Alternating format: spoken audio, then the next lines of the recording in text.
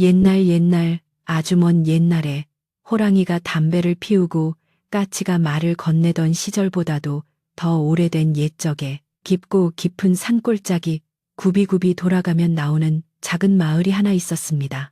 그 마을은 사방이 높은 산으로 둘러싸여 있어서 해가 늦게 뜨고 일찍 지는 곳이었는데 마을 어귀에 들어서면 언제나 쌉싸름하면서도 구수한 약초 냄새가 바람을 타고 은은하게 퍼져나갔기에 사람들은 그곳을 약초마을이라 불렀습니다. 마을 앞을 흐르는 개울물 소리는 밤낮 없이 청아하게 울려 퍼졌고 뒷산 숲에서는 사계절 내내 이름 모를 새들이 지저귀며 평화로운 노래를 불렀으니 세상의 시끄러운 다툼이나 근심 걱정은 감히 범접하지 못할 것 같은 고요하고 아늑한 곳이었습니다. 이 평화로운 마을의 가장 안쪽 대나무 숲이 병풍처럼 둘러쳐진 곳에는 조그마한 초가집 한 채가 외따로 떨어져 있었는데 그곳에는 서윤이라 불리는 젊은 의원이 홀로 살고 있었습니다.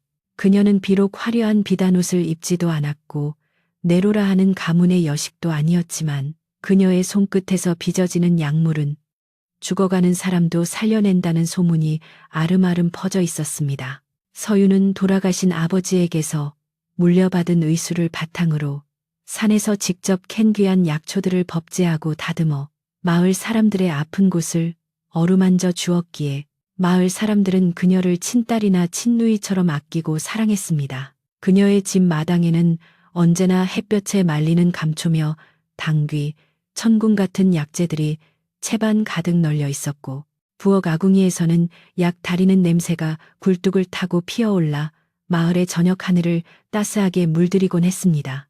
어느 해 늦가을 찬바람이 옷깃을 여미게 만들고 산등성이가 붉고 노란 단풍으로 곱게 물들어가던 무렵이었습니다. 서윤은 다가올 겨울을 대비하여 귀한 약초를 구하기 위해 평소보다 더 깊은 산속으로 발걸음을 옮겼는데 발밑에서 바스락거리는 낙엽 소리가 적막한 산속의 고요를 깨트리며 유난히 크게 들려왔습니다. 그녀는 험한 바위 틈새와 계곡 깊은 곳을 누비며 서리가 내리기 전에 캐야 할 약초들을 찾아 헤맸고 등에 맨 망태기가 제법 묵직해질 무렵 해가 서산 너머로 뉘엿뉘엿 기울기 시작했습니다. 서둘러 하산하려던 서윤의 눈에 계곡 옆 큰 바위 아래에 쓰러져 있는 희미한 형체가 들어왔는데 처음에는 산짐승인가 싶어 놀란 가슴을 쓸어내렸으나 자세히 보니 사람이 분명했습니다. 조심스러운 발걸음으로 다가가 보니 그곳에는 갓을 잃어버리고 상투가 흐트러진 채 쓰러져 있는 젊은 사내가 있었는데 그의 옷차림은 산속을 헤매는 사람치고는 꽤나 고급스러운 비단으로 지어진 것이었습니다. 사내의 얼굴은 핏기 하나 없이 창백했고 이마에는 식은땀이 송골송골 맺혀 있었으며 가쁜 숨을 몰아쉬는 것으로 보아 꽤 위중한 상태임이 분명했습니다. 서윤은 급히 망태기를 내려놓고 사내의 손목을 잡아 맥을 짚어보았는데 맥박이 불규칙하고 미약하게 뛰고 있어 한시가 급한 상황임을 직감했습니다. 주변에는 핏자국이나 외상의 흔적은 보이지 않았으나 아마도 깊은 내상을 입었거나 독에 중독된 것이 아닐까 하는 의심이 들 정도로 그의 상태는 심각해 보였습니다. 서윤은 지체할 틈도 없이 주변에서 마른 나뭇가지를 모아 급히 엮어 임시로 들 것을 만들었고 혼자의 힘으로는 버거운 장정이었지만 죽어가는 생명을 두고 볼 수 없다는 일념으로 온 힘을 다해 그를 들 것에 실었습니다. 산길을 내려오는 동안 몇 번이나 발이 미끄러지고 숨이 턱 끝까지 차올랐지만 그녀는 이를 악물고 사내를 끌고 내려왔고 마을 어귀에 도착했을 때는 이미 사방에 어둠이 깔리고 집집마다 호롱불이 하나둘 켜지기 시작한 시간이었습니다. 마을 사람들의 눈에 띄지 않게 조심하며 자신의 집으로 사내를 옮긴 서윤은 그를 따뜻한 아랫목에 눕히고 젖은 옷을 벗겨 체온을 유지할 수 있도록 마른 이불을 덮어주었습니다. 부엌으로 달려간 서윤은 아궁이에 불을 지피고 급히 약탕기를 꺼내 물을 끓이기 시작했는데 타닥타닥 타오르는 장작불 소리와 보글보글 끓어오르는 물소리가 긴장된 방 안의 공기를 조금이나마 누그러뜨려 주었습니다. 그녀는 찬장에 보관해 두었던 귀한 해독초와 기력을 돋우는 약재들을 꺼내 정성스럽게 다듬어 탕약에 넣었고 부채질을 하며 불 조절을 하는 그녀의 이마에도 어느새 땀방울이 맺혀 흘러내렸습니다. 약이 다 다려지기를 기다리는 동안 서유는 다시 방으로 들어가 사내의 상태를 살폈는데 땀에 젖은 그의 얼굴을 수건으로 닦아내자 비로소 뚜렷한 이목구비가 드러났습니다. 날렵한 콧날과 굳게 담은 입술, 그리고 감겨진 눈매에서도 왠지 모를 기품과 위험이 느껴지는 것이 예사 선비는 아닌 듯한 느낌을 주었습니다. 서윤이 젖은 수건으로 사내의 목덜미와 가슴을 닦아주려던 찰나 사내의 옷깃 사이로 무언가 반짝이는 물건이 흘러나와 바닥에 툭 하고 떨어졌습니다. 그것은 달빛을 받아 영롱한 빛을 내뿜는 옷반지였는데 일반적인 옷반지와는 달리 안쪽에 정교하고 복잡한 문양이 새겨져 있어 한눈에 보아도 범상치 않은 물건임을 알 수 있었습니다. 서유는 호기심에 그 반지를 집어들고 잠시 살펴보았는데 반지의 안쪽에는 마치 용이 승천하는 듯한 형상과 함께 낯선 글귀가 작게 새겨져 있었고 손에 쥐는 순간 차가우면서도 묘한 온기가 느껴졌습니다. 하지만 그녀는 남의 물건을 함부로 탐하거나 엿보는 것은 도리에 어긋난다고 생각하여 곧바로 반지를 다시 사내의 품속 깊은 곳에 넣어주며 못 본 척하기로 마음먹었습니다. 약탕기에서 쌉싸름한 냄새가 진동하자 서유는 잘 다려진 탕약을 사발에 담아 식힌 뒤 숟가락을 사용하여 사내의 입에 조심스럽게 흘려넣기 시작했습니다. 의식을 잃은 상태라 약을 삼키는 것조차 힘겨워 보였지만 서유는 끈기를 가지고 한 숟가락씩 천천히 그의 목구멍으로 넘겨주었고 흘러내리는 약물을 닦아주며 제발 깨어나기를 마음속으로 간절히 빌었습니다. 약 한 사발을 다 비우고 나서야 사내의 거칠었던 호흡이 조금씩 안정을 되찾는 듯했고 창백했던 얼굴에도 아주 미세하게나마 혈색이 돌아오는 것이 보였습니다. 서유는 안도하며 사내의 머리맡에 앉아 그의 상태를 지켜보았는데 창호지 문 밖에서는 가을바람이 윙윙거리며 불어와 나뭇잎 흔들리는 그림자를 방 안으로 드리웠습니다. 밤이 깊어지자 마을의 모든 불빛은 꺼지고 오직 서윤의 집 창문만이 희미하게 빛나고 있었는데 그녀는 피곤함이 몰려왔지만 환자를 두고 잠자리에 들 수가 없어서 벽에 기대어 쪽잠을 청했습니다. 꿈결인지 현실인지 모를 몽롱한 상태에서 서유는 사내가 끙끙 앓는 소리를 듣고 화들짝 놀라 깨어났는데 사내는 고열에 시달리며 헛소리를 중얼거리고 있었습니다. 서유는 다시 차가운 물을 떠와 수건을 적셔 그의 이마와 몸을 닦아내며 열을 내리기 위해 밤새도록 간호를 멈추지 않았습니다. 그녀의 지극정성 덕분인지 새벽닭이 울 무렵에는 사내에 열이 내리고 편안한 숨소리를 내며 깊은 잠에 빠져들었습니다. 동이 터오자 아침 햇살이 창호지 문을 뚫고 들어와 방안을 환하게 비추었고 서유는 밤새 뜬 눈으로 지샌 탓에 눈이 뻑뻑하고 몸이 천근만근 무거웠지만 환자가 무사하다는 사실에 안도감을 느꼈습니다. 그녀는 부엌으로 나가 쌀을 씻어 흰 죽을 쑤기 시작했는데 솥단지 안에서 죽이 끓어오르는 구수한 냄새가 집안 가득 퍼져 나갔습니다. 죽을 쑤는 동안 서유는 문득 어젯밤에 보았던 그 기묘한 반지의 문양이 머릿속을 스치고 지나갔지만 이내 고개를 저으며 잊어버리려 애썼습니다. 자신이 알 필요도 없고 알아서도 안 될 비밀일지도 모른다는 막연한 불안감이 엄습했기 때문입니다.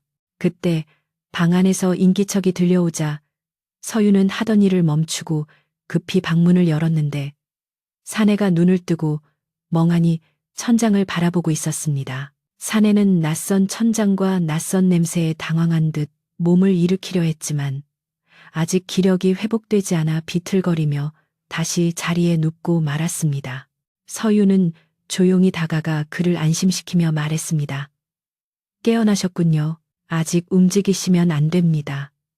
깊은 산속에서 쓰러져 계신 것을 제가 모시고 왔습니다. 사내는 서윤의 얼굴을 한참 동안 말없이 바라보더니 갈라진 목소리로 물을 달라고 청했습니다. 서윤이 떠다 준 물을 마신 사내는 조금 정신이 드는 듯 주변을 둘러보며 경계심을 풀지 않았습니다. 사내는 자신이 누구인지 왜 산속에 쓰러져 있었는지에 대해서는 입을 굳게 다물었지만 서윤 역시 굳이 꼬치꼬치 캐묻지 않고 그저 묵묵히 그를 돌보았습니다. 며칠이 지나자 사내는 자리에서 일어나 앉을 수 있을 만큼 기력을 회복했고 서윤이 지어준 약과 정성스러운 음식 덕분에 얼굴색도 훨씬 좋아졌습니다. 사내는 자신의 이름을 이선비라고만 소개하며 몸이 다 나을 때까지 신세를 지고 싶다고 정중하게 부탁했습니다. 서윤은 넉넉지 않은 형편이었지만 공경에 처한 사람을 내칠 수 없어 흔쾌히 허락하였고 그렇게 낯선 사내와의 기묘한 동거가 시작되었습니다. 이 선비는 비록 몸은 약해 보였지만 학식과 견문이 넓어 보였고 가끔 서윤이 약초를 다듬을 때 옆에서 말동무가 되어주거나 약재의 이름을 묻기도 하며 소일거리를 도왔습니다. 처음에는 어색했던 두 사람 사이에도 조금씩 훈훈한 기운이 감돌기 시작했는데 서윤은 이 선비의 깊은 눈빛을 볼 때마다 가슴 한구석이 묘하게 떨리는 것을 느꼈습니다. 하지만 이 선비는 가끔씩 먼 산을 응시하며 깊은 수심에 잠기곤 했는데 그럴 때마다 그는 무의식적으로 품속의 반지를 만지작거리는 버릇이 있었습니다. 서윤은 그 모습을 볼 때마다 그 반지가 그에게 얼마나 중요한 물건인지 그리고 그가 숨기고 있는 사연이 결코 가벼운 것이 아님을 짐작할 수 있었습니다. 마을 사람들은 서윤의 집에 낯선 사내가 머물고 있다는 사실을 아직 눈치채지 못했지만 좁은 마을에서 비밀이 오래가기는 힘든 법이었습니다. 어느 날 이웃에 사는 봉할머니가 김장을 도와주러 왔다가 마당 한 구석에서 낯선 남자의 집신을 발견하고는 의아한 표정을 지었습니다. 서윤아, 저기 있는 집신은 네 것이냐? 혹시 집에 손님이라도 오셨느냐? 봉할머니의 날카로운 질문에 서윤은 가슴이 철렁 내려앉았지만 태연한 척하며 먼 친척 오라버니가 잠시 요양하러 왔다고 둘러댔습니다. 봉할머니는 고개를 갸웃거리면서도 더 이상 캐묻지는 않았지만 그녀의 눈빛에는 여전히 의구심이 가득했습니다. 가을이 깊어가며 바람은 더욱 차가워졌고 마당의 감나무에는 붉게 익은 홍시들이 주렁주렁 매달려 까치밥으로 남겨져 있었습니다. 이 선비는 이제 마당을 거닐 수 있을 정도로 건강을 되찾았지만 여전히 떠날 기색은 보이지 않았습니다. 그는 서윤이 약초를 캐러 나갈 때면 문 앞까지 배웅을 나오기도 하고 그녀가 돌아올 때쯤이면 마당을 쓸어놓고 기다리기도 했습니다. 서윤은 그런 이 선비의 모습에서 알 수 없는 따뜻함을 느꼈고 혼자 살던 적막한 집에 온기가 도는 것 같아 내심 기뻤습니다.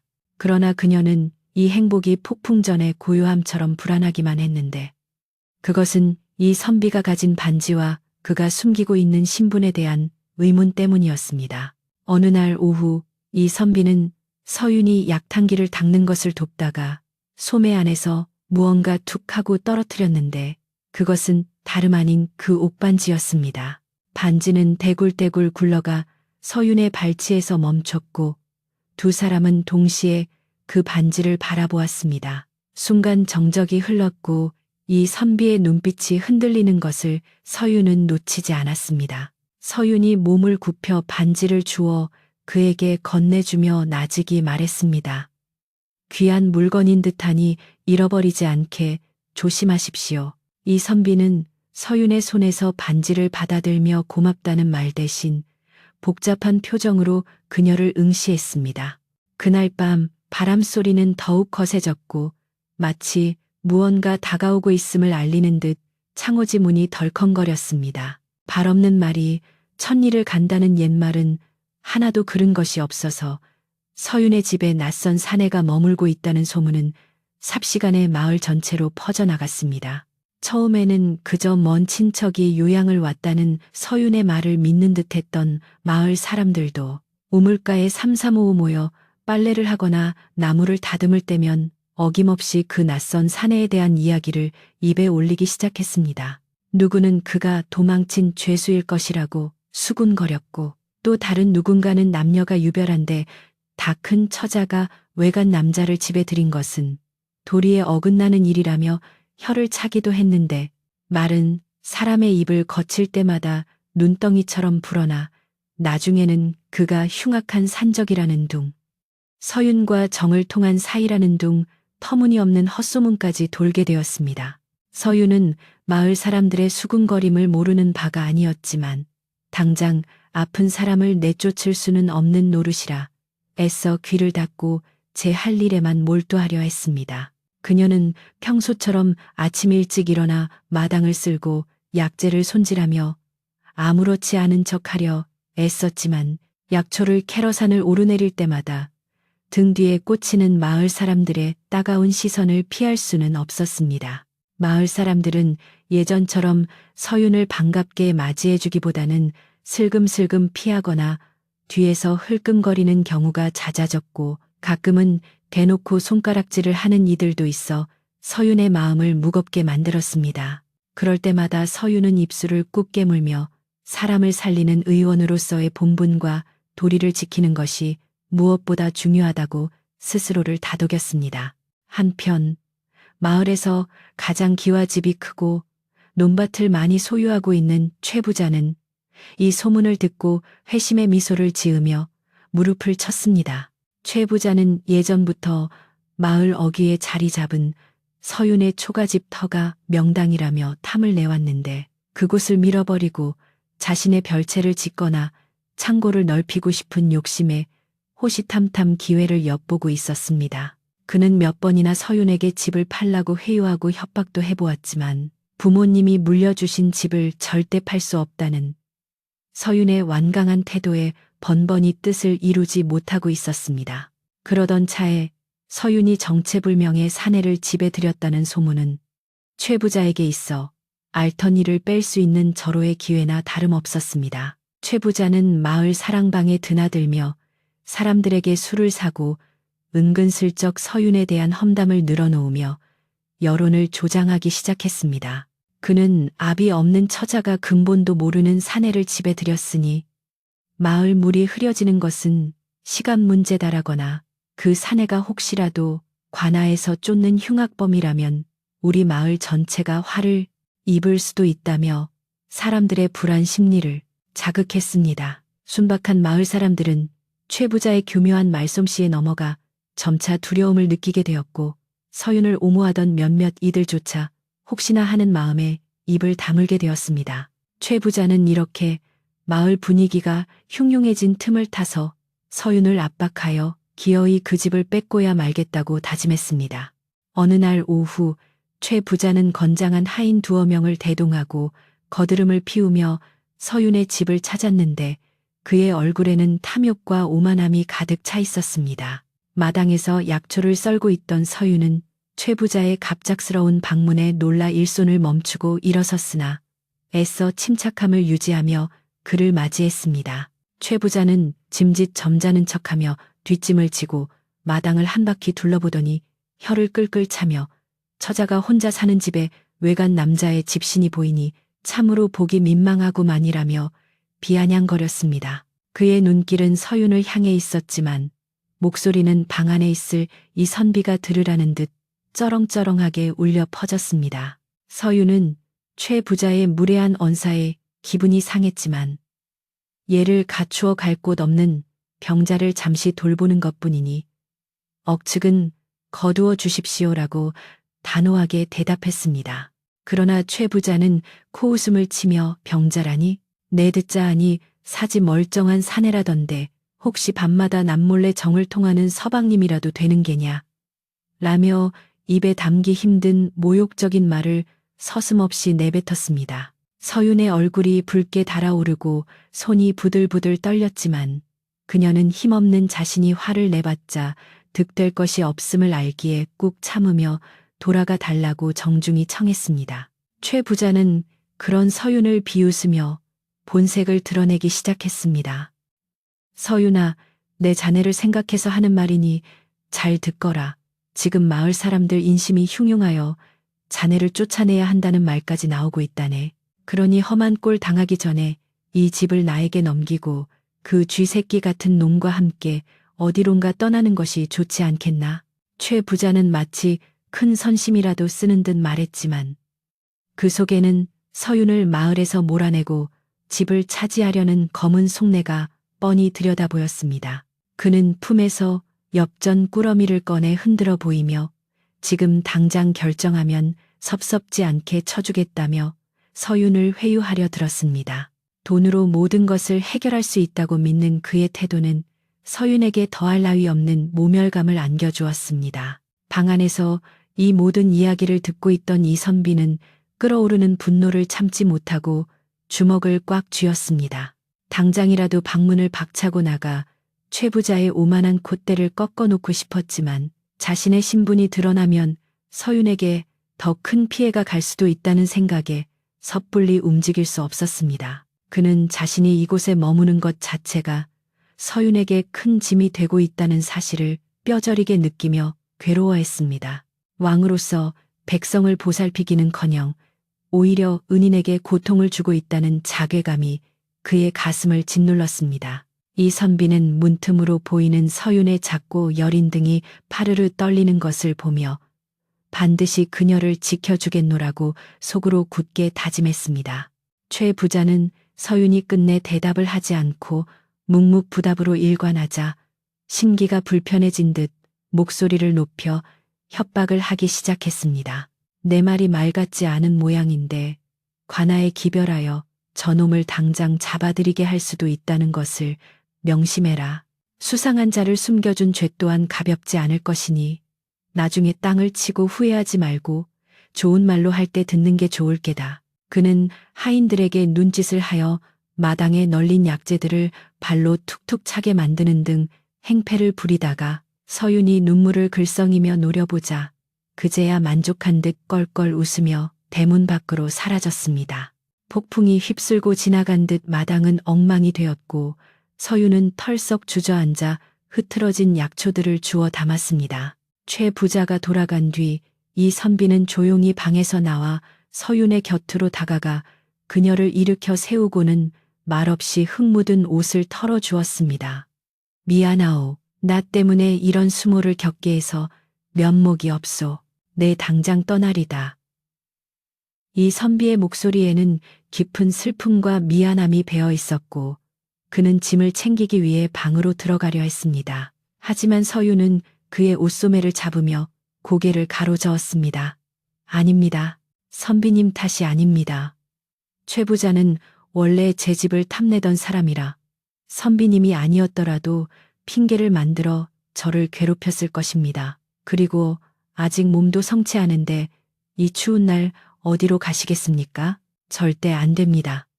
서윤은 눈시울이 붉어진 채로 단호하게 말했습니다. 그날 저녁 해가 지고 어둠이 깔리자 살인문 밖에서 누군가 조심스럽게 서윤을 부르는 소리가 들렸는데 나가보니 옆집에 사는 봉할머니였습니다. 봉할머니는 평소와 달리 주변을 두리번거리며 누가 볼세라 급히 집 안으로 들어왔고 그녀의 표정은 매우 심각해 보였습니다.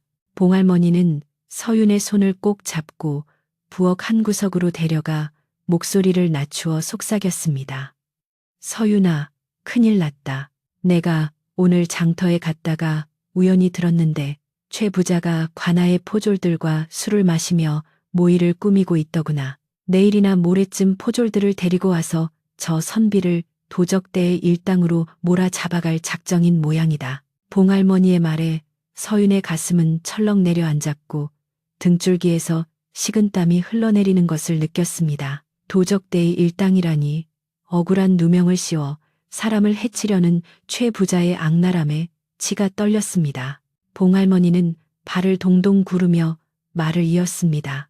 그뿐만이 아니다. 너까지 도적을 숨겨준 공범으로 몰아 옥에 가두고 그 틈을 타서 이 집을 헐값에 가로채려는 속셈이 뻔해.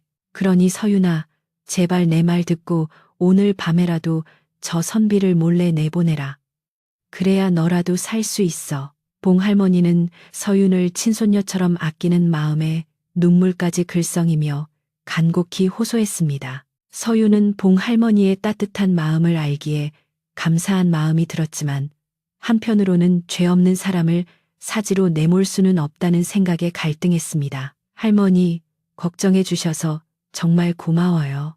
하지만 저분은 도적이 아니에요.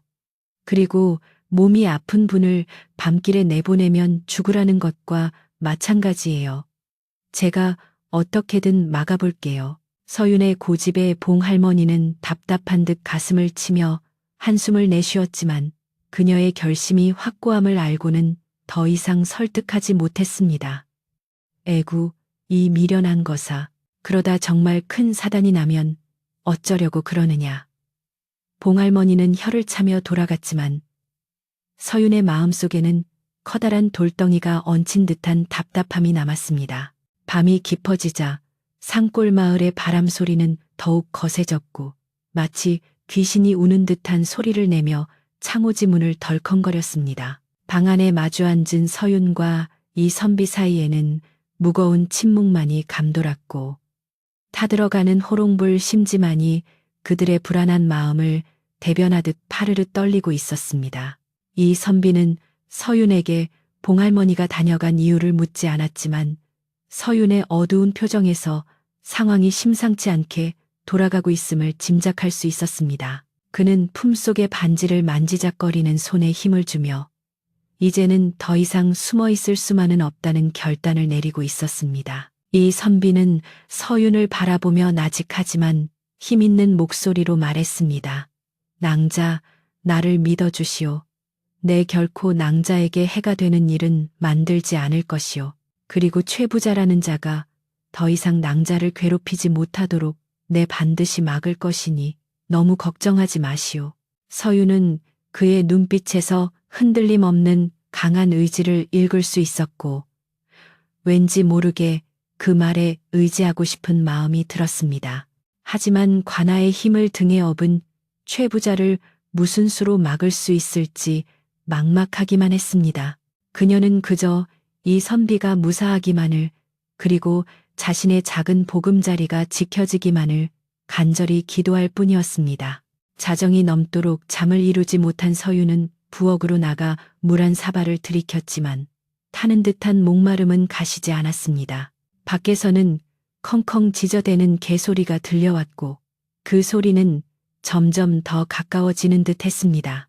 불안감에 휩싸인 서유는 방문을 살짝 열고 마당을 내다보았지만 칠흑 같은 어둠 속에는 바람에 흔들리는 나뭇가지 그림자만이 춤을 추고 있을 뿐이었습니다. 그러나 그녀의 예감은 틀리지 않아서 어둠 속 저편에서는 이미 불길한 기운이 서서히 서윤의 집을 향해 다가오고 있었습니다. 내일이면 닥쳐올 폭풍을 예고하듯 하늘에는 구름이 잔뜩 끼어 달빛조차 모습을 감춰버린 밤이었습니다. 서윤은 다시 방으로 들어와 이 선비의 잠든 얼굴을 물끄러미 바라보았습니다.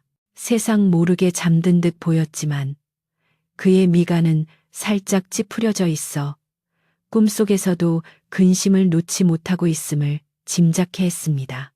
그녀는 낡은 이불을 그의 어깨까지 끌어올려 덮어주며 이 짧은 평화가 깨지지 않기를 바랐습니다.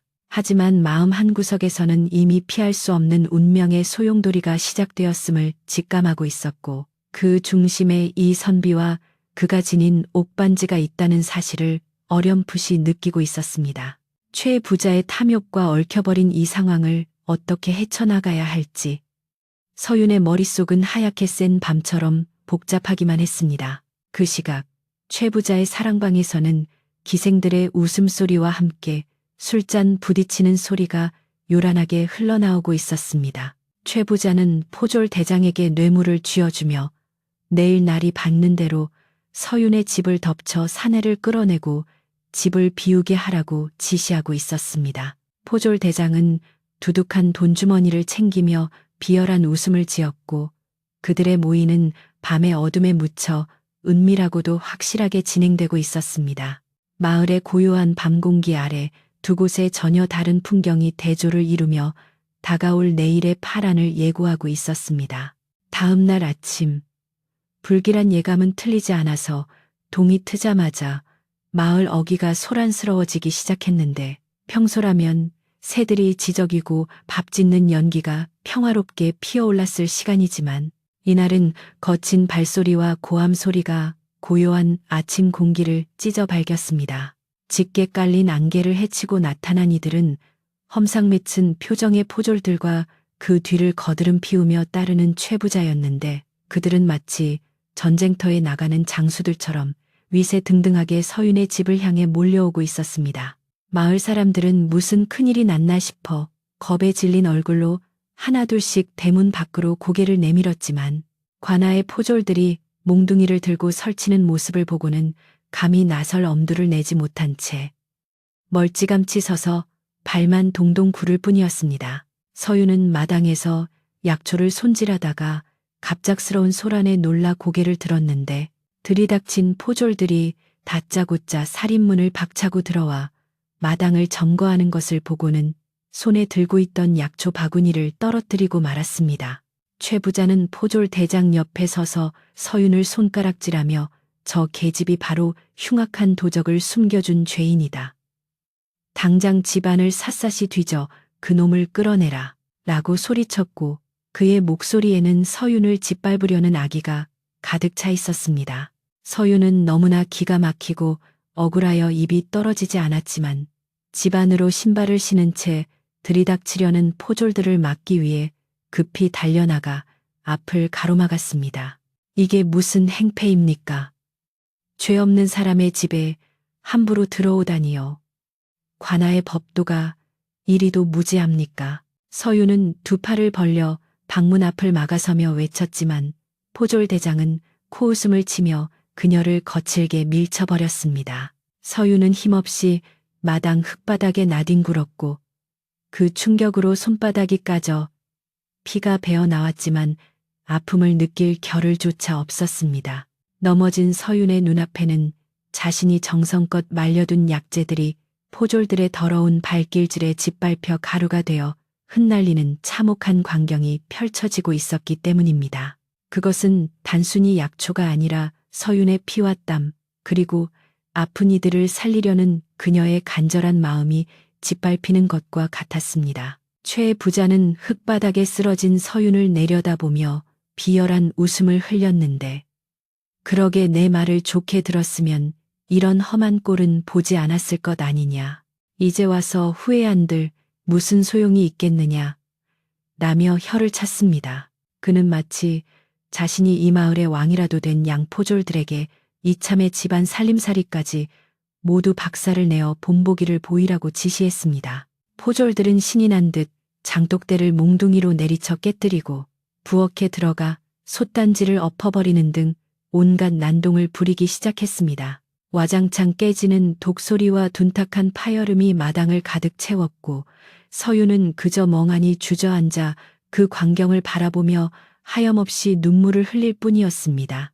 그때 굳게 닫혀있던 방문이 스르르 열리며 이선비가 천천히 밖으로 걸어 나왔는데 비록 허름한 옷차림의 병색이 완연한 얼굴이었지만 그의 눈빛만은 서슬퍼런 칼날처럼 날카롭게 빛나고 있었습니다. 소란스럽던 마당은 이선비의 등장의 순간 찬물을 끼얹은 듯 조용해졌고 포졸들도 그의 기이한 위엄에 눌려 잠시 멈칫했습니다.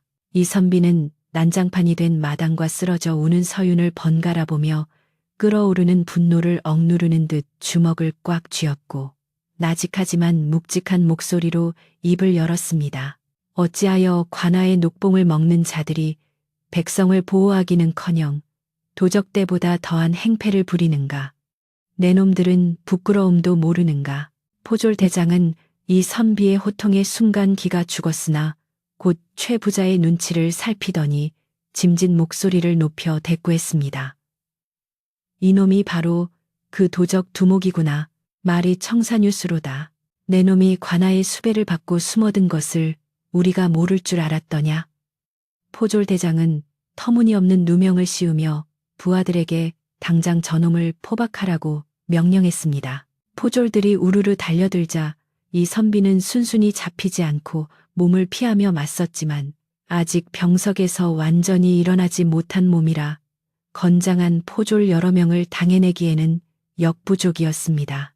거친 몸싸움이 벌어지며 이선비의 옷자락이 찢어지고 갓이 벗겨져 흙바닥에 뒹굴었습니다. 몸싸움이 격해지던 와중에 이선비가 중심을 잃고 비틀거리자 포졸 하나가 그의 팔을 꺾어 제압하려 달려들었고 그 순간 이선비의 품속 깊은 곳에 숨겨져 있던 옥반지가 튕겨져 나와 허공을 가르며 날아갔습니다.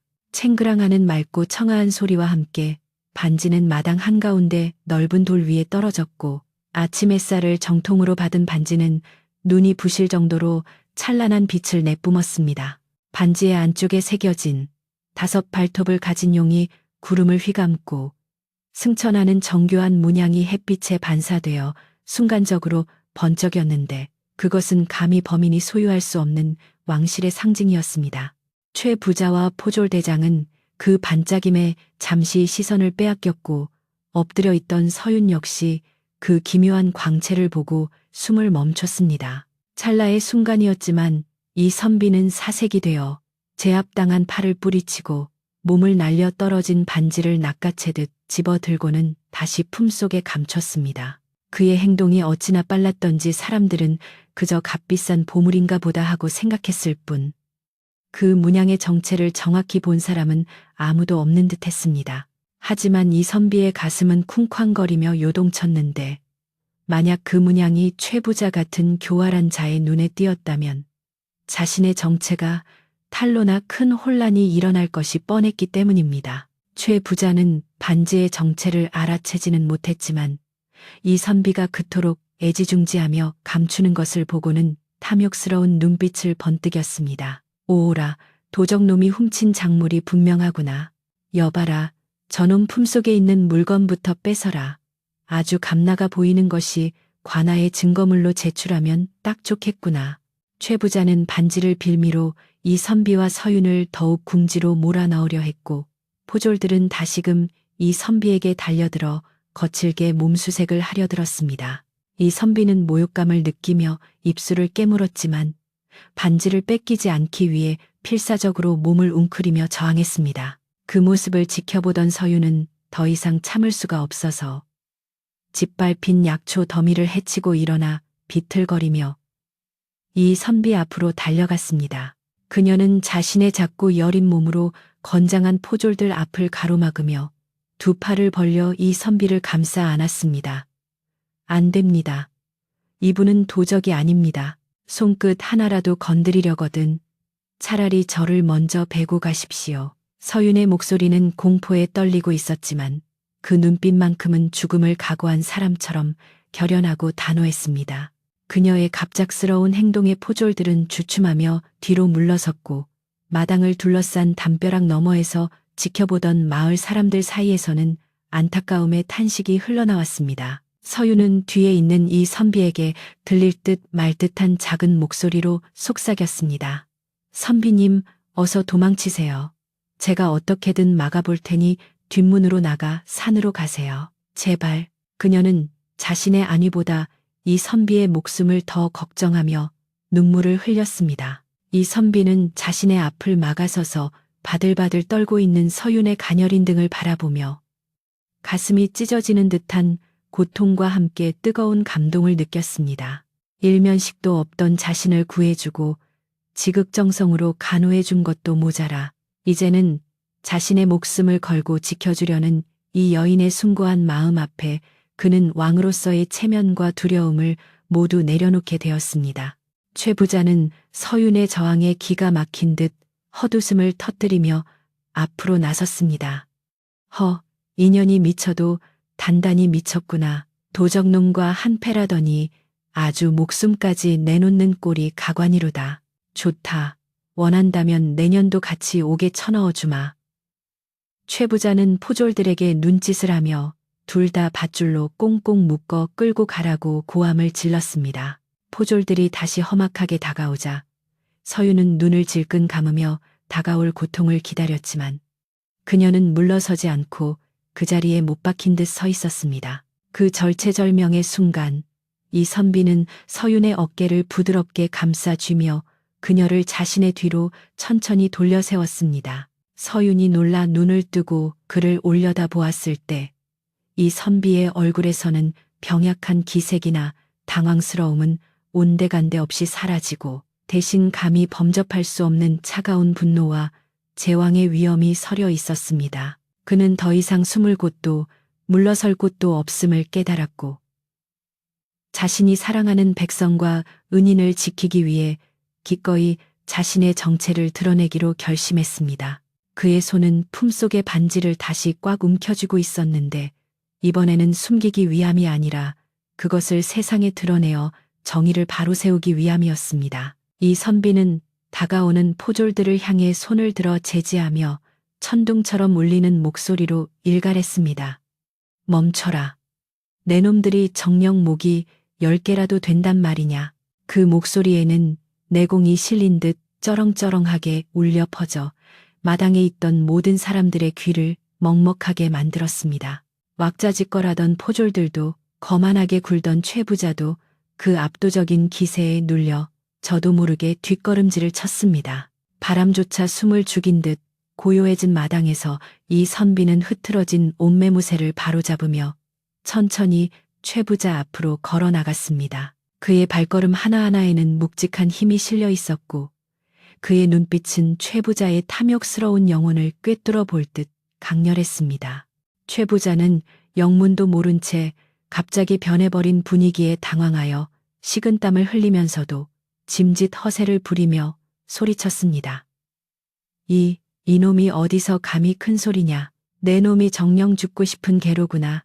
하지만 그의 목소리는 이전처럼 당당하지 못하고 끝이 떨리고 있었습니다.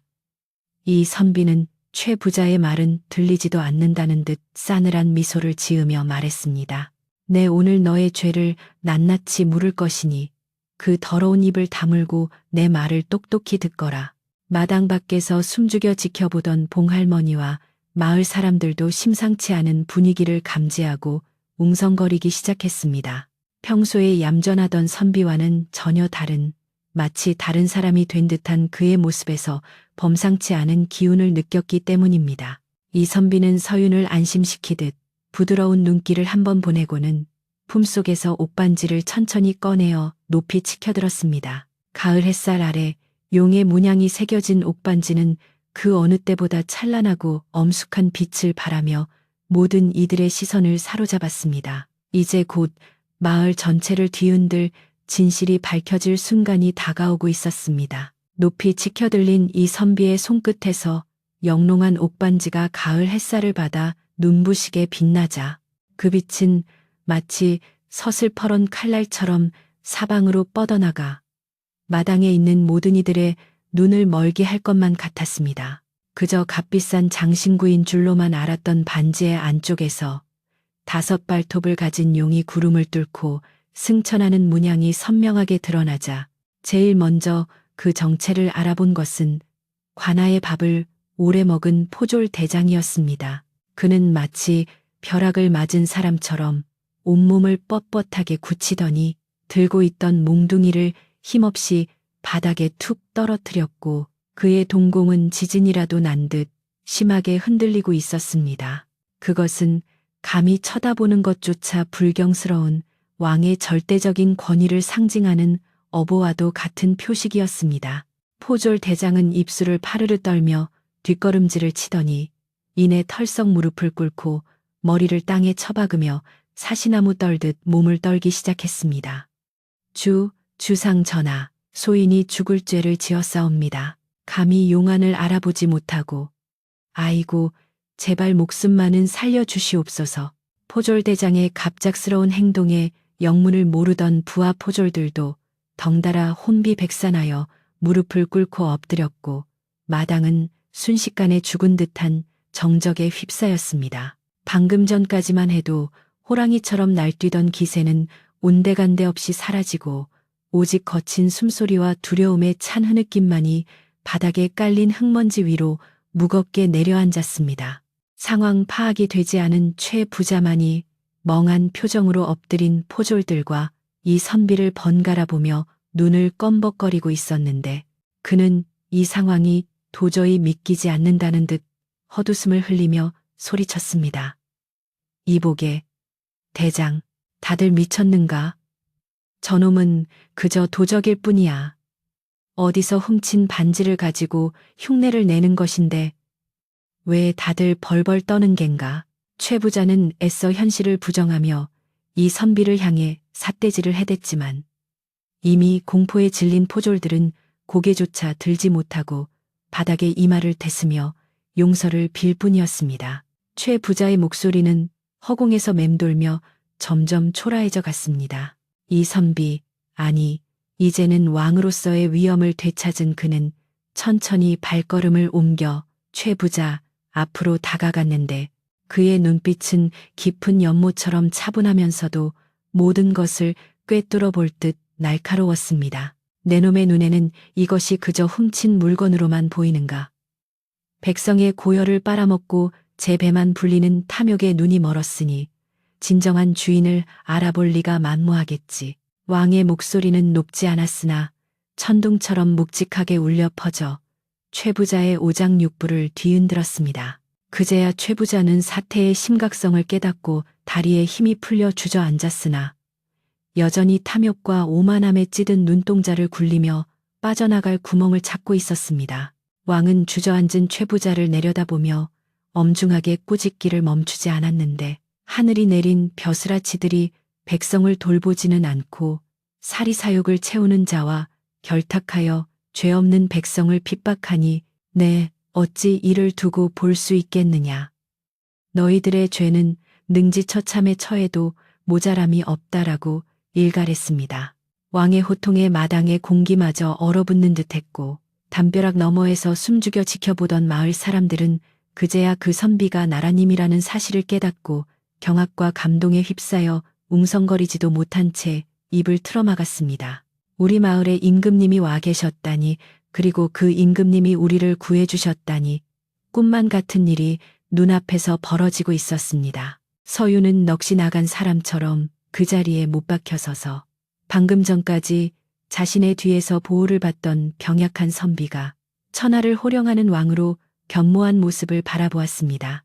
그녀의 머릿속은 하얘지고 심장은 터질 듯이 뛰었는데 자신이 감히 왕의 옥체를 만지고 반말을 섞어가며 대했다는 사실에 두려움이 앞서면서도 한편으로는 그가 무사하다는 안도감이 밀려와 복잡 미묘한 감정에 휩싸였습니다. 왕은 그런 서윤을 잠시 돌아보며 안심하라는 듯 부드러운 눈빛을 보내주었는데 그 따뜻한 시선은 여전히 그녀가 알던 다정한 이 선비의 것 그대로여서 서윤은 왈칵 눈물을 쏟고 말았습니다. 왕은 엎드려 있는 포졸 대장에게 차가운 목소리로 명을 내렸는데 내 놈이 진정 살기를 원한다면 당장 저 탐욕스러운 자를 포박하여 관하로 압송하라. 그리고 내 놈들의 죄 또한 관하에 돌아가 엄히 물을 것이니 한치의 거짓도 없이 이실 직고해야 할 것이다. 라고 호령했습니다. 포졸들은 왕의 명이 떨어지기가 무섭게 벌떡 일어나 방금 전까지 자신들의 상전처럼 모시던 최 부자를 향해 달려들었습니다. 이거 놓지 못해. 내가 누군지 알아. 최 부자는 발악하며 몸부림쳤지만 살기 위해 혈안이 된 포졸들의 거친 손길을 당해낼 수는 없었습니다. 최 부자는 굴비 엮이듯 밧줄에 꽁꽁 묶인 채 질질 끌려나가며 비명을 질러댔지만 그를 동정하는 사람은 아무도 없었습니다. 오히려 대문 밖에서 지켜보던 마을 사람들은 그 광경을 보며 10년 묵은 체증이 내려가는 듯한 통쾌함을 느꼈고 몇몇 사람들은 작은 소리로 만세를 부르기도 했습니다. 그동안 최 부자의 횡포에 시달려온 마을 사람들에게 이보다 더 큰 정의 구현은 없었기에 그들의 눈에는 기쁨의 눈물이 고였습니다. 최 부자가 끌려가고 포졸들이 모두 물러가자 폭풍이 휩쓸고 지나간 서윤의 집마당에는 다시금 고요가 찾아왔지만 그 고요는 이전과는 다른 경외심으로 가득 찬 묵직한 공기였습니다. 왕은 흙투성이가 된 옷을 털지도 않은 채 서윤에게 다가가 놀란 그녀의 어깨를 조심스럽게 토닥여 주었습니다. 놀라게 해서 미안하오. 내 신분을 숨길 수밖에 없었던 사정을 이해해 주시오. 낭자의 용기 덕분에 내 목숨을 구하고 또 백성들의 아픔을 직접 볼 수 있었소. 왕의 진심 어린 사과와 감사의 서윤은 어쩔 줄 몰라 하며 무릎을 꿇으려 했지만 왕은 급히 그녀의 팔을 잡아 일으켜 세웠습니다. 아니요, 그러지 마시오. 이곳에서 나는 왕이 아니라 낭자의 환자이자 빚을 진 선비일 뿐이오. 예전처럼 대해주시오. 그때 대문 밖에서 머뭇거리던 마을 사람들이 하나둘씩 마당 안으로 들어오기 시작했는데 처음에는 왕을 어려워하여 쭈뼛거렸으나 봉할머니가 용기를 내어 앞장서 들어왔습니다. 봉할머니는 바닥에 엎드려 큰절을 올리며 전하, 이 누추한 곳에 오셔서 험한 꼴을 보셨으니 죽여주시옵소서. 하지만 저희 서윤이는 정말 착한 아이입니다라며 울먹였습니다. 왕은 봉할머니에게 다가가 손수 일으켜 세우며 어르신, 일어나십시오. 마을의 어른을 몰라 뵙고 인사가 늦었습니다. 험한 꼴은 내가 보인 것이니 탓하지 마십시오. 라며 따뜻하게 위로했습니다. 왕의 소탈하고 인자한 모습에 마을 사람들은 감동하여 눈물을 흘리며 그를 우러러 보았습니다. 왕은 난장판이 된 마당을 둘러보며 안타까운 표정을 지었는데 짓밟힌 약초들과 깨진 장독대들이 어지럽게 널려 있었습니다. 내 때문에 귀한 약재들이 상했으니 이를 어찌 갚아야 할꼬. 왕이 직접 소매를 걷어붙이고 흩어진 약초를 줍기 시작하자 서윤과 마을 사람들은 소스라치게 놀라며 만류했습니다. 전하, 아니 되옵니다. 옥체에 흙이 묻습니다.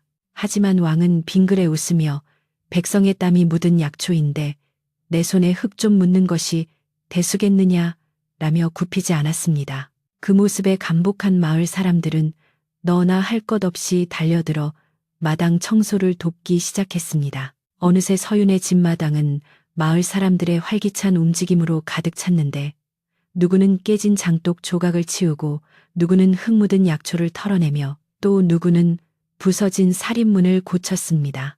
모두가 한마음이 되어 움직이니 엉망이었던 집은 금세 예전의 정갈한 모습을 되찾아갔습니다. 서윤은 그 모습을 보며 가슴이 벅차올랐는데 혼자였다면 며칠이 걸려도 치우지 못했을 일들이 이웃들의 도움으로 순식간에 해결되는 것을 보며 진정한 이웃의 정을 느꼈습니다. 그리고 그 중심에 흙 묻은 갓을 쓰고 땀을 흘리며 일손을 돕는 왕이 있다는 사실이 꿈만 같았습니다. 청소가 대충 마무리될 무렵 마을 안악들은 각자 집에서 가져온 음식들을 모아 마당 한가운데 평상을 펴고 조촐한 잔치상을 차렸습니다. 비록 화려한 수라상은 아니었지만 갓 지은 보리밥과 구수한 된장국 그리고 정성껏 무친 나물들이 가득한 밥상은 그 어떤 산의 진미보다 훌륭해 보였습니다. 왕은 평상 상석에 앉아 마을 사람들과 어울려 식사를 했는데 격식을 차리지 않고 막걸리 한 사발을 시원하게 들이키는 모습에 마을 사람들의 긴장도 눈 녹듯 사라졌습니다. 곳곳에서 웃음꽃이 피어나고 서윤의 집에는 오랜만에 활기차고 따뜻한 기운이 감돌았습니다. 식사를 하며 왕은 마을 사람들의 고충을 하나하나 귀담아 들었는데 세금이 너무 과하다는 이야기부터 흉년이 들어 살기 힘들다는 이야기까지 평소라면 관아 문턱도 넘지 못할 하소연들이 왕의 귀에 직접 전해졌습니다.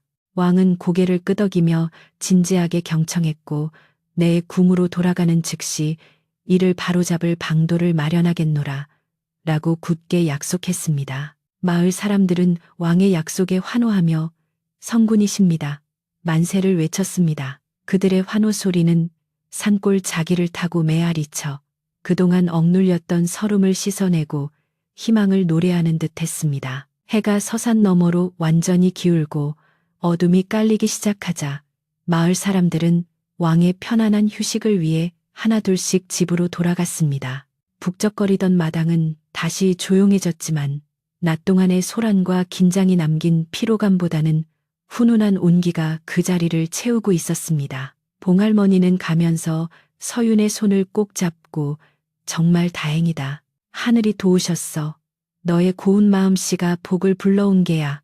라고 속삭였습니다. 서윤은 봉할머니를 배웅하고 돌아서서 달빛 아래 홀로 서 있는 왕을 바라보았습니다. 왕은 밤하늘의 별을 올려다보고 있었는데 그의 뒷모습에서는 낮에 보였던 절대적인 위엄보다는 인간적인 고뇌와 쓸쓸함이 묻어났습니다. 서윤이 조심스럽게 다가가자 왕은 천천히 고개를 돌려 그녀를 바라보았습니다. 오늘 밤은 참으로 별이 박소. 마치 낭자의 맑은 눈망울 같소. 왕의 갑작스러운 말에 서윤은 얼굴을 붉히며 고개를 숙였습니다. 과찬이십니다, 전하. 누추한 곳에서 불편하지는 않으신지요? 서윤이 깍듯이 예를 갖추려 하자 왕은 씁쓸한 미소를 지으며 고개를 저었습니다. 아까도 말했지 않소. 오늘 밤만이라도 이 좁은 초가집 안에서만큼은 나를 왕이 아닌 그저 낭자가 살려낸 이름 없는 선비로 대해 주시오. 궁으로 돌아가면 다시는 누리지 못할 평범하고 소중한 시간일 테니. 왕의 목소리에는 간절함이 담겨 있었고 서윤은 그 마음을 이해할 수 있을 것 같았습니다. 그녀는 용기를 내어 고개를 들고 네, 선비님, 그리하겠습니다. 라고 대답했습니다. 두 사람 사이에는 말하지 않아도 통하는 은은한 정이 달빛처럼 흐르고 있었습니다. 서윤은 왕을 위해 따뜻한 차를 우려내어 운마루에 앉아 함께 마셨는데 따스한 찻잔의 온기가 두 사람의 손끝을 타고 마음까지 전해지는 듯 했습니다. 바람에 흔들리는 풍경 소리와 풀벌레 소리가 정겹게 들려오고 낮 동안의 격정은 모두 가라앉아 평화로운 밤이 깊어갔습니다. 서윤은 이 순간이 영원히 멈추었으면 좋겠다고 생각했지만 내일이면 왕이 떠나야 한다는 사실을 알기에 이 시간이 더욱 애틋하고 소중하게 느껴졌습니다.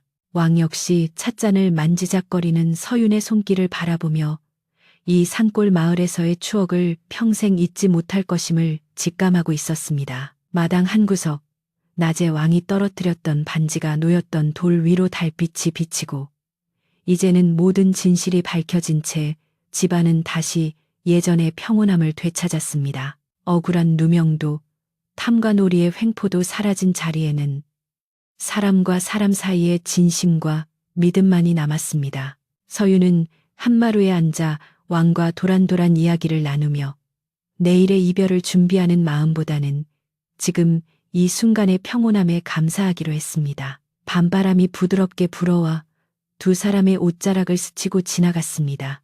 다음 날 아침, 산골 마을의 새벽 공기는 그 어느 때보다 차갑고 맑았는데 마치 어젯밤의 소란을 깨끗이 씻어내려는 듯 서리가 하얗게 내려앉아 온 세상을 은빛으로 물들이고 있었습니다. 서윤은 평소보다 일찍 눈을 떴지만 이불 밖으로 나오지 않고 잠시 누워 천장을 바라보며 지난 며칠간의 일들이 꿈인지 생시인지 되새겨 보았습니다.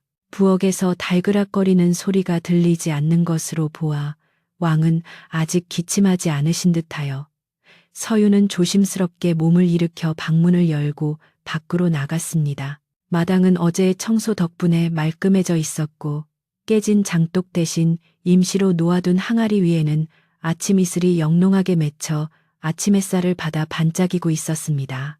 서윤이 부엌으로 들어가 아침짓을 준비하려는데 마을 어귀에서부터 웅장한 말발굽 소리와 함께 뿔나팔 소리가 은은하게 울려 퍼져 산천을 깨우기 시작했습니다.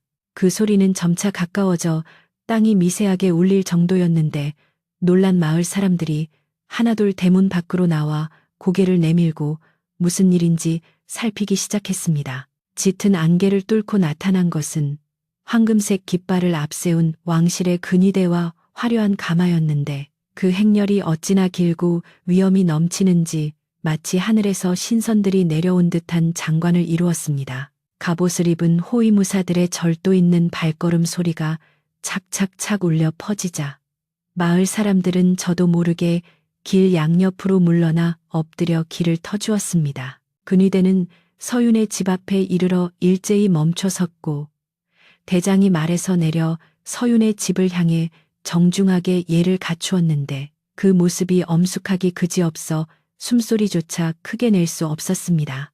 방 안에 있던 왕은 이미 의관을 정제하고 기다리고 있었던 듯 방문을 열고 천천히 마당으로 걸어 나왔습니다. 비록 며칠간 입었던 허름한 선비의 옷을 그대로 입고 있었지만 그에게서 뿜어져 나오는 기운은 수백 명의 군사들을 압도하고도 남음이 있었습니다. 근위대장은 왕의 앞에 무릎을 꿇고 전하, 황궁하실 시간이 옵니다. 옥체 만강하시니 신들은 감격하여 눈물을 금할 길이 없사옵니다라며 목이 메어 말했습니다. 왕은 근위대장을 일으켜 세우며 부드러운 미소를 지었고 뒤따라 나온 내관들이 가져온 골룡포와 익선관을 받아들고 방으로 들어가 환복을 마쳤습니다. 잠시 후 붉은색 용포를 입고 머리에 익선관을 쓴 왕이 다시 모습을 드러내자 그 화려함과 위엄의 마을 사람들은 감히 고개를 들지 못하고 땅에 이마를 대며 상감마마 만세를 불렀습니다. 서윤 역시 마당 한 구석에 무릎을 꿇고 엎드려 있었는데 왕은 천천히 걸어와 서윤의 앞에 멈춰 섰습니다. 왕의 가신 코가 그녀의 시야에 들어오자 서윤의 심장은 터질 듯이 뛰었고 눈시울이 뜨거워짐을 느꼈습니다. 일어나거라. 왕의 목소리는 다정하면서도 거역할 수 없는 힘이 실려 있었는데 서윤이 조심스럽게 고개를 들고 일어나자 왕은 그녀를 지그시 바라보았습니다. 그동안 베풀어준 은혜는 내 평생 잊지 않을 것이다. 너의 의술은 죽어가던 나를 살렸고 너의 따뜻한 마음은 지쳐있던 나의 영혼을 위로해 주었다. 왕의 칭찬에 서윤은 몸둘 바를 몰라하며 고개를 숙였지만 왕은 그녀의 손에 작은 족자 하나를 쥐어 주었습니다. 이것은 내가 너에게 주는 약속이다. 앞으로 누구도 이 집과 너를 함부로 대하지 못할 것이며 너의 의술이 더 많은 사람을 살리는 데 쓰일 수 있도록 도울 것이다. 그 족자에는 왕이 직접 내린 해민이라는 글자가 적혀 있었는데 이는 백성을 사랑하고 구제한다는 뜻으로 서윤의 집을 나라에서 인정하는 의원임을 증명하는 것이었습니다. 서윤은 떨리는 손으로 족자를 받아들고 감격하여 눈물을 흘렸는데 이는 단순히 집을 지킨 것을 넘어 자신의 삶과 신념을 인정받은 것이기에 그 의미가 남달랐습니다. 왕은 다시 한번 마을 사람들을 둘러보며 큰 목소리로 말했습니다. 이 마을은 나를 구해준 은인들의 땅이다. 내 돌아가서 탐관오리를 엄벌하고 세금을 감면하여 너희들이 편안하게 살 수 있도록 조치하겠노라. 왕의 약속에 마을 사람들은 기쁨의 환호성을 지르며 눈물을 흘렸고 여기저기서 성군이십니다. 전하 만세 하는 소리가 터져 나왔습니다.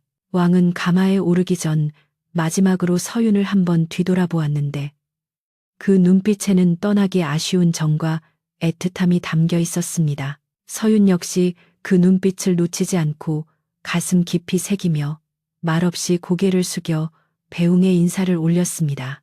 왕이 가마에 오르고 행렬이 움직이기 시작하자 뿔나팔 소리가 다시 한번 울려 퍼지며 왕의 귀환을 알렸습니다. 화려한 행렬은 마을을 빠져나가 굽이진 산길을 따라 천천히 멀어져 갔습니다.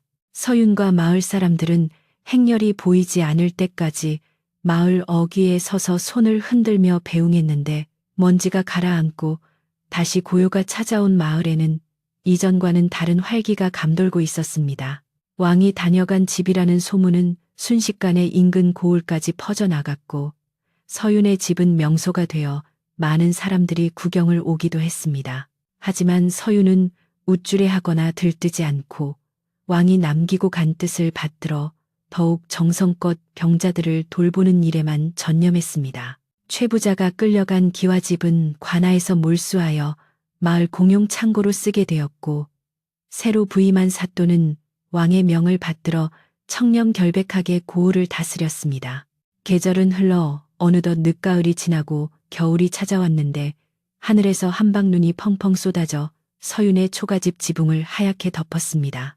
눈이 내리는 날이면 서윤은 팻마루에 앉아 왕이 떠나던 날의 뒷모습을 회상하곤 했는데 그럴 때마다 가슴 한구석이 아련해지면서도 따뜻한 온기가 차오르는 것을 느꼈습니다.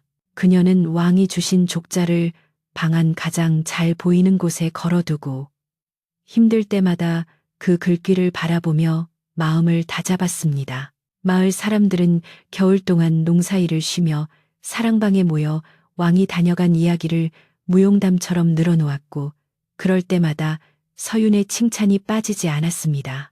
어느 눈 내리는 깊은 밤 서윤은 약재를 썰다가 잠시 손을 멈추고 창밖을 내다보았는데 하얗게 변한 세상이 달빛을 받아 신비롭게 빛나고 있었습니다. 그녀는 문득 왕이 계신 궁궐에도 이처럼 눈이 내리고 있을지 궁금해졌습니다.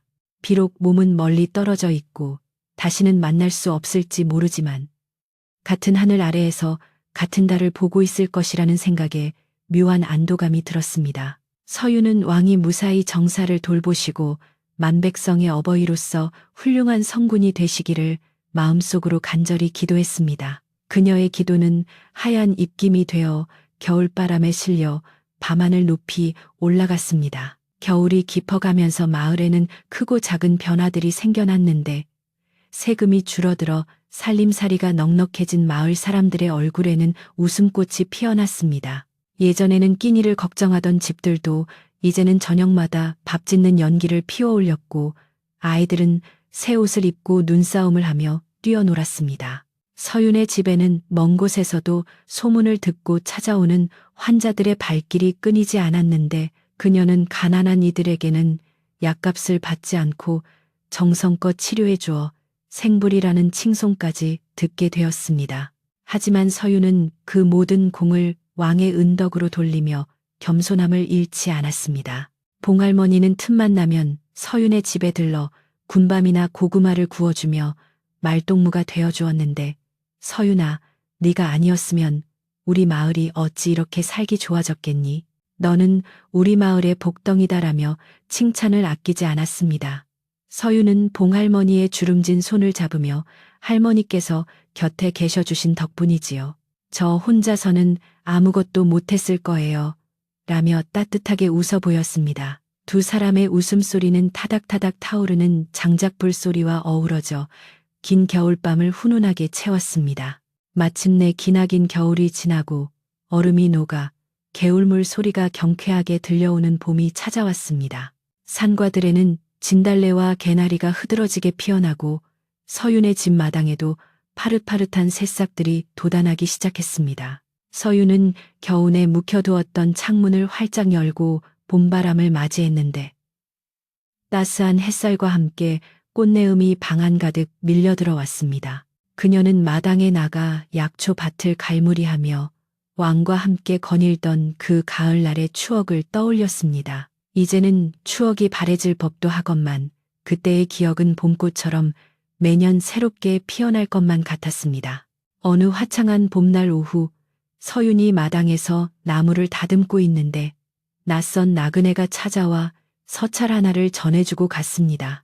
서찰을 열어보니 왕의 친필로 쓰인 안부 편지였는데 궁의 생활은 분주하나 낭자가 끓여주던 탕약과 산골 마을의 맑은 바람이 늘 그립소. 백성들이 평안하다니 내 마음도 놓이는 구려라는 내용이 적혀 있었습니다. 서윤은 편지를 가슴에 품고 한참을 울다가 웃다가를 반복했는데 왕이 자신을 잊지 않고 기억해 준다는 사실만으로도 세상을 다 얻은 듯한 기쁨을 느꼈습니다. 그녀는 답장 대신 가장 좋은 약초를 골라 정성껏 말려 인편에 보냈습니다. 세월은 유수와 같이 흘러 서윤도 어느덧 중년이 되고 머리에 흰 서리가 내리기 시작했지만 그녀의 고운 심성과 의술은 변함이 없었습니다. 마을 사람들은 여전히 그녀를 존경하고 따랐으며 마을의 크고 작은 대소사를 그녀와 의논하곤 했습니다. 서윤의 집은 마을의 중심이자 사랑방 역할을 했고 언제나 사람들의 온기로 가득 찼습니다. 그녀는 비록 혼자 살았지만 결코 외롭지 않았는데 그것은 마음속에 간직한 소중한 추억과 그녀를 가족처럼 아끼는 이웃들이 곁에 있었기 때문입니다. 어느 평화로운 저녁, 서윤은 봉할머니가 세상을 떠난 뒤 그녀의 며느리와 함께 저녁상을 마주하고 앉았습니다.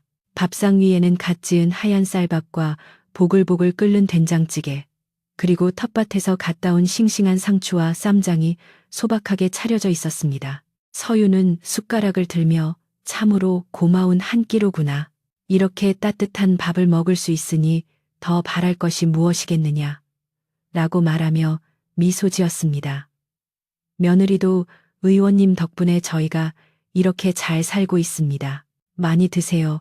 라며 생선에 가시를 발라 밥 위에 얹어 주었습니다.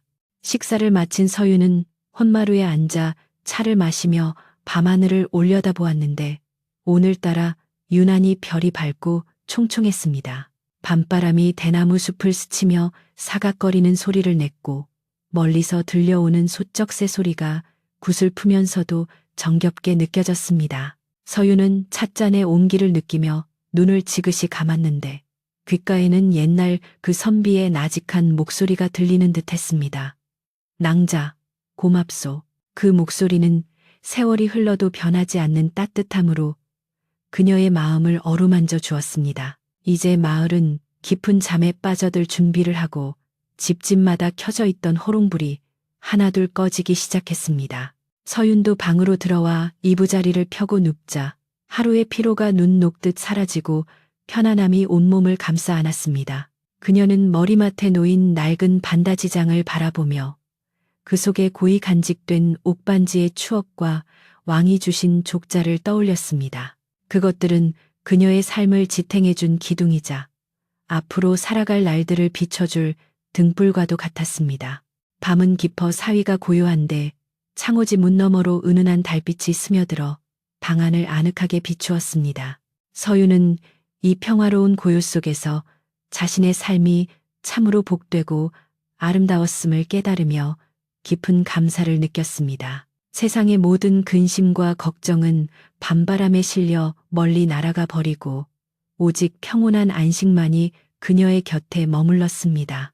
내일은 또 새로운 태양이 떠오르고 그녀는 변함없이 아픈 이들을 돌보며 살아갈 것입니다. 바람이 자장가처럼 속삭이는 밤.